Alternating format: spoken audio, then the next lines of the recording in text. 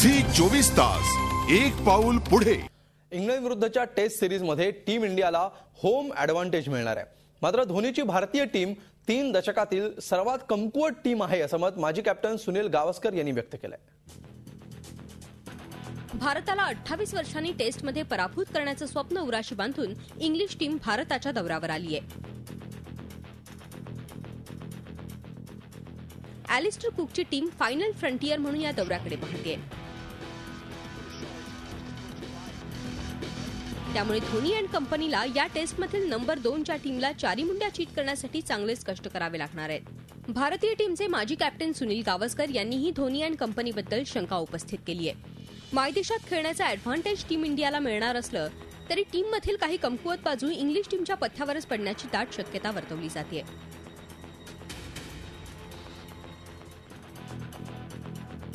जवळपास गेल्या संपूर्ण सीझन गौतम गंभीर आणि वीरेंद्र सहवाग ही ओपनिंग जोडी अपेक्षित सुरुवात करून देऊ शकलेली नाही, तर व्हीव्हीएस लक्ष्मण आणि राहुल द्रविडच्या निवृत्तीनं मिडल ऑर्डर उघडी पडली आहे। सचिन तेंडुलकरचा हरवलेला फॉर्मही चिंतेचा विषय बनलाय, तर बॉलिंगमध्ये झहीर खानच्या साथीला दुसरा बॉलर अजूनही मिळू शकलेला नाही।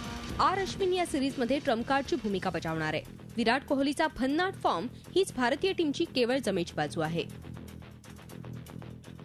धोकादायक केविन पीटरसन टीममध्ये परतल्यानं इंग्लिश टीमच्या गोटात आनंदाचं वातावरण आहे। दोन्ही टीम्ससाठी तो महत्त्वाचा फॅक्टर ठरणार आहे।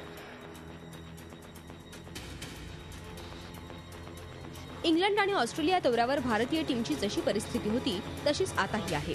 त्यामुळे टीमच्या या कमकुवत बाजूंमुळे टीम इंडियाला 28 वर्षांनी इंग्लिश टीमकडून मात खावी लागण्याची शक्यता सध्या भारतीय क्रिकेट वर्तुळात व्यक्त केली जाते।